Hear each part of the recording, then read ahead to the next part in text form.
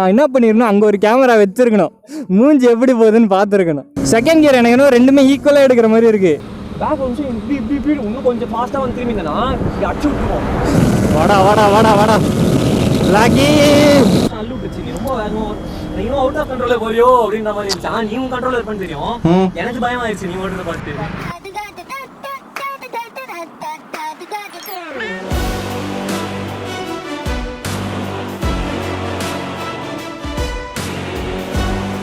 வணக்கம் riders, welcome back to the channel. நீங்கள் பார்த்துட்டு இருக்கிறது ஆசி ரைடர், ஆல்சோ R15 ரைடர். நான் உங்கள் உதய். ஸோ கைஸ், இன்றைக்கி வந்து நம்ம என்ன பண்ண போகிறோம் அப்படின்னு சொல்லிட்டு கேட்டிங்கன்னா, Gixxer SF250க்கும் நம்மளோட பிளாக் ஈக்கும் வந்து ஒரு ட்ராக் வைக்க போகிறோம். ஸோ இது வந்து பார்த்திங்கன்னா BS6 எடிஷன், இதுவுமே வந்து BS6 எடிஷன் தான். ஸோ சின்ன ஒரு ட்ராகு, என்ன சொல்கிறது, ரேஸ் ஸ்டில் பொட்டன்ஷியல்லாம் வைக்க முடியுமான்னு எனக்கு தெரியல. ஏன்னா வந்து இது வந்து குயிக்காக இருக்கும், அதே மாதிரி வந்து 154 வரைக்கும் பண்ணோம். பிடிக்க முடியுமா அப்படின்றதே கொஞ்சம் கஷ்டம் தான். ஏன் இது ரெண்டுத்தையும் நான் கம்பேர் பண்ணுறேன் அப்படின்னு சொல்லிட்டு கேட்டிங்கன்னா, நீங்கள் யோசிக்கலாம், என்னடா விளக்கெண்ணத்தனமாக கம்பேர் பண்ணிக்கிட்டு இருக்க, அறிவில்லையா உனக்கு அப்படின்னு சொல்லிட்டு நீங்கள் கேட்கலாம். அது என் காதில் கேட்குது. பட் இருந்தாலும் ப்ரைஸ் ரேஞ்ச் இப்போ வந்து பார்த்திங்கன்னா வெர்ஷன் 4 இருக்கட்டும், SF250 இருக்கட்டும், கிட்டத்தட்ட சிமிலராக வந்துருச்சு. அந்த ப்ரைஸ் ப்ராக்கெட் கிட்ட வந்துருச்சு. ஸோ ரொம்ப கம்மியான மார்ஜினில் தான் உங்களுக்கு வந்து டிஃப்ரென்ஸ் இருக்கும் அமௌண்ட்டில். ஸோ அதனால தான் வந்து நம்ம சரி பண்ணலாம், இப்படி ஒரு வீடியோ பண்ணலாம் அப்படின்னு சொல்லிட்டு பண்ணியிருக்கேன். அதுவும் இல்லாமல் போன ட்ராக் ரேஸில், V3யோட ட்ராக் ரேஸில் சில பேர் வந்து கேட்டிருந்தீங்க, ப்ரோ 250யோட பண்ணுங்க அப்படின்னு சொல்லிட்டு. ஸோ அதனால தான் வந்து இந்த 250யோட பண்ண போகிறோம். ஸோ வீடியோவுக்கு போகிறதுக்கு முன்னாடி ஒரு விஷயத்துக்கு நாங்கள் வந்து மன்னிப்பு கேட்டுக்கிறோம். நான் இல்லை, இவன் கேட்கணும் நியாயப்படி. நான் சொன்னேன் அப்பயே, ஒழுங்காக வாடா அப்படின்னு சொல்லிட்டு. பார்த்தீங்களா தலைவனோட செட்டப்பை. ஸோ சேஃப்டி கியர்ஸோடு ரைட் பண்ணுங்கள். இது நாங்கள் கண்டென்ட்டுக்காக பண்ணுறோம். ஸோ என்ன சொல்கிறது, நீங்கள் ட்ரை பண்ணவே பண்ணாதீங்க, தயவு செஞ்சு பண்ணாதீங்க, ஓகேவா? நான் இந்த வீடியோ போடுறதுக்கே இப்போ யோசிச்சுக்கிட்டு இருக்கேன். ஆக்சுவலி போடலாமா வேணாமான்னு யோசிச்சுக்கிட்டு இருக்கேன், ஏன்னா சேஃப்டி கியர்ஸ் இல்லாததுனால. பட் ஆனால் இப்போ விட்டால் இந்த வீடியோ என்னால் திரும்ப எடுக்கவும் முடியாது, திரும்ப வண்டியும் கிடைக்காது. அது ஒரு விஷயத்துக்கு தான் பார்க்குறேன். ஆனால் நாங்கள் ரொம்ப புஷ் பண்ண போகிறதில்ல. குறிப்பாக நீ ரொம்ப புஷ் பண்ணாத, பார்த்து பொறுமையாக. சேஃப்டி கியர்ஸ் இல்லை, அது மனசில் வச்சுக்கோ, பத்திரம், ஓகேவா? ஆட்டோ பிளிப்பர் வந்து பார்த்திங்கன்னா அதை ஓட்ட போகிறோம். நம்ம வந்து பார்த்திங்கன்னா பிளாக்கி எடுக்க போகிறோம், ஓகேவா? டிராஃபிக்காக வேறு இருக்குது பையா இன்றைக்கி. ஓகே கைஸ், பவர் ஃபிகர்ஸ் வரைக்கும் பார்த்திங்கன்னா அது எங்கேயோ இருக்குது. பரவாயில்ல, நம்ம வந்து பண்ணுவோம், ஓகேவா? போகலாமா?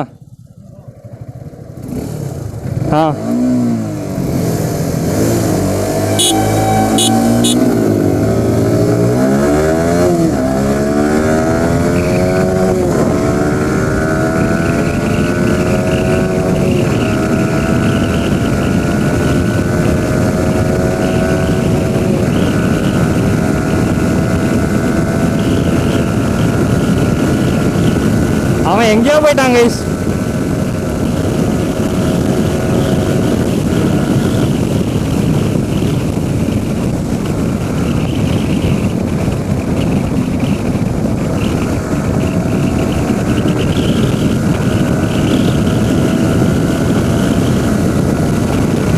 வாடா வாடா வாடா வாடா லாக்கி.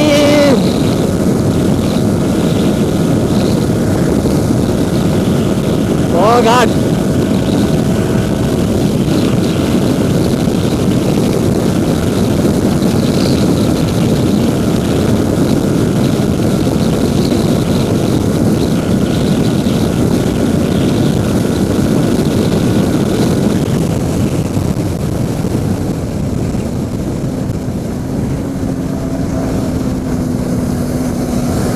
Okay guys, so gap wise பார்த்திங்கன்னா வந்து நிறையவே கேப் இருக்குது. ஆப்வியஸ்லி வந்து அது ஒரு 250cc பவர் வந்து எங்கேயோ இருக்குது அப்படின்ற காரணத்தினால நமக்கு இவ்வளோ கேப் இருக்க தான் செய்யும், எதுவும் பண்ண முடியாது. ஸோ இப்போது என்ன மேட்ரு அப்படின்னா, அந்த வண்டி வந்து 154 வரைக்கும் பண்ணும், ஓகேவா? எவ்வளோ போச்சு? 1 minute. ஓகே, 145ன்னு நினைக்கிறேன். 153 வரைக்கும் பண்ணிருச்சா? 54 லிமிட்டர் தானே அதுக்கு? 53. ஆனால் லிமிட்டர் ஹிட் ஆயிடுச்சு.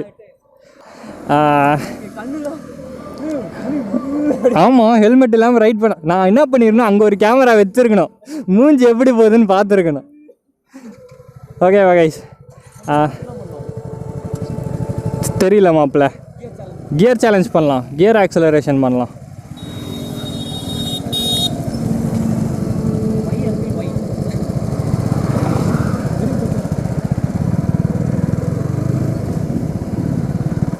ஸோ கைஸ் நம்ம என்ன பண்ணலாம், இப்போ செகண்ட் கியர் 4000 RPM ஒன்றா எடுக்கலாம். இந்த ஒரு கார் வந்து போயிட்டோம், ஓகேவா?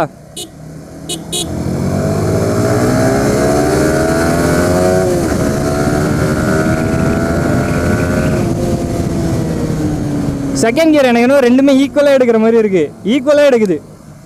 Okay third gear, okay third gear அது லீட் எடுக்குது கைஸ். லெஃப்டில் ஓவர்டேக் பண்ணாதீங்க, தேர்ட் கியர் அது லீட் எடுக்குது. ஓகே பரவாயில்லையே, கியர் சேலஞ்சில் R15 கொஞ்சம் என்ன சொல்கிறது, கொஞ்சம் டஃப்பு கொடுக்குது. ஃபோர்த்து,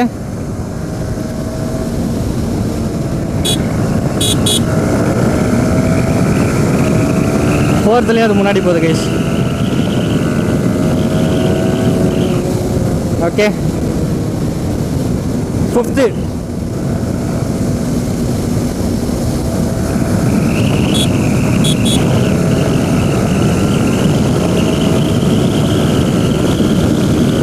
ஃபிஃப்த்தில் பயங்கர டிஃப்ரென்ஸ் தெரியுது, சரியான டிஃப்ரென்ஸ் ஃபிஃப்த்தில். செம்ம டாலுன்னு நினைக்கிறேன் எனக்கு ஃபிஃப்த்து கியரு. பறக்கிறான்.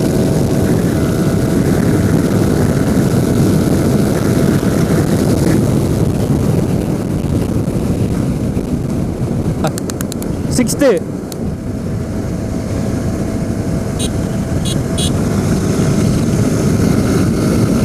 ஓகே கைஸ், சிக்ஸ்த்துலேயும் அது எடுக்குது கைஸ்.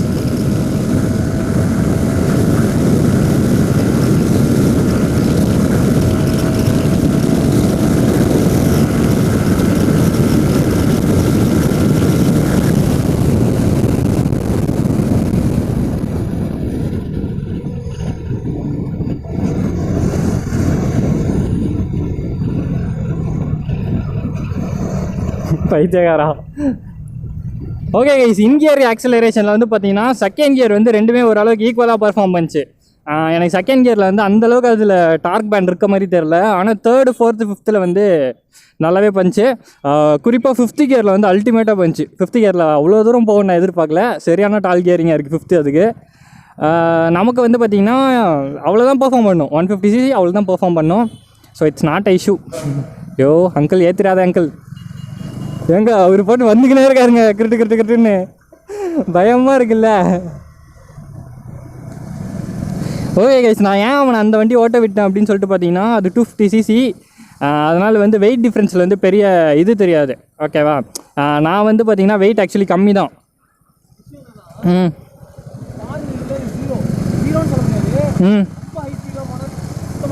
பாக்ஸ் ஸ்விங் ஆம்ல அப்போ தான் இருக்கும்.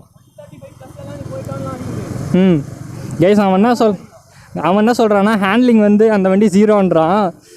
குறிப்பாக கார்னரிங்கில் வந்து அந்தளவுக்கு வந்து பெர்ஃபார்ம் பண்ண மாட்டேங்குது அப்படின்றான்.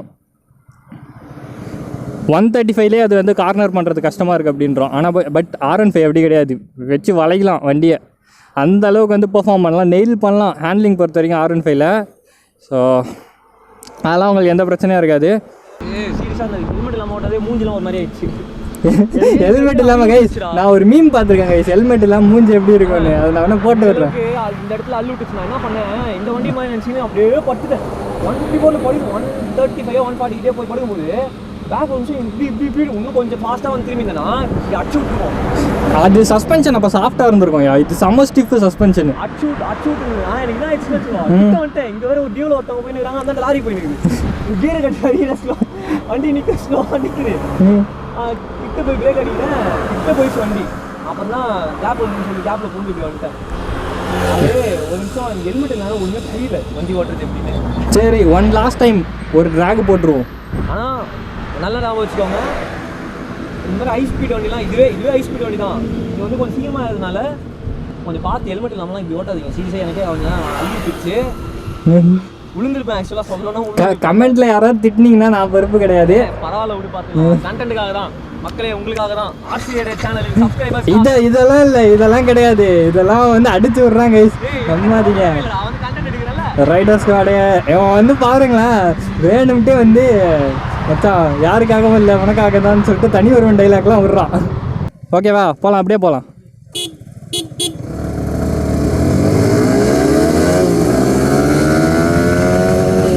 அவன் பூனே போயிட்டாங்க, இப்போ தான் வந்தான், அப்படியே குடிச்சு கண்டென்ட் எடுத்துக்கிட்டு இருக்கோம்.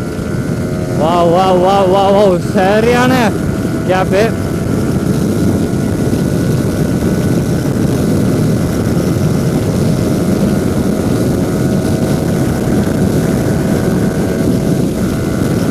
அவன் பிரேக் அடிச்சிட்டான், டிராஃபிக்கா? ஓகே,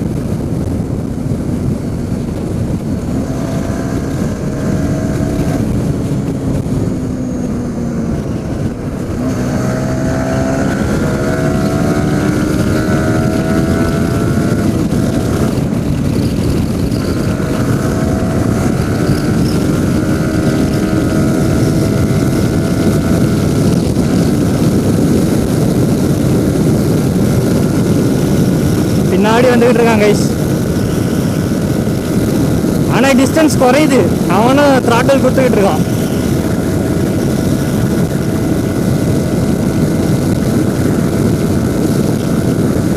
செம்ம கிட்ட வந்துட்டான்.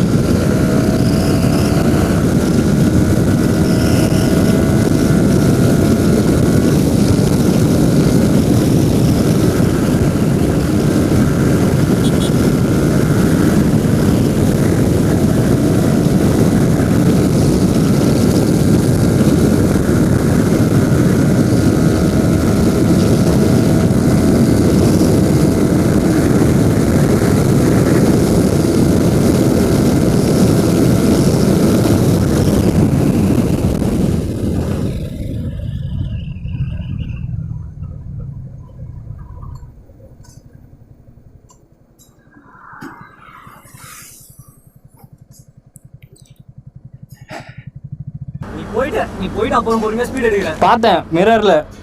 யோ அது சர்றன்னு ஏறிக்கிட்டு இருக்கு, இது டிஸ்டன்ஸ் குறைஞ்சிக்கிட்டே வருது பின்னாடி. வந்துட்டேன் நான் கிட்ட. பார்த்தேன் மிரர்ல பார்த்தேன். வரும்போது எனக்கு ஒரு நிமிஷம் அள்ளு விட்டுச்சு, நீ ரொம்ப வேகமா நீயும் அவுட் ஆஃப் கண்ட்ரோல்ல போறியோ அப்படின்ற மாதிரி இருந்துச்சு. ஆனா நீயும் கண்ட்ரோல்ல இருப்பேன்னு தெரியும்.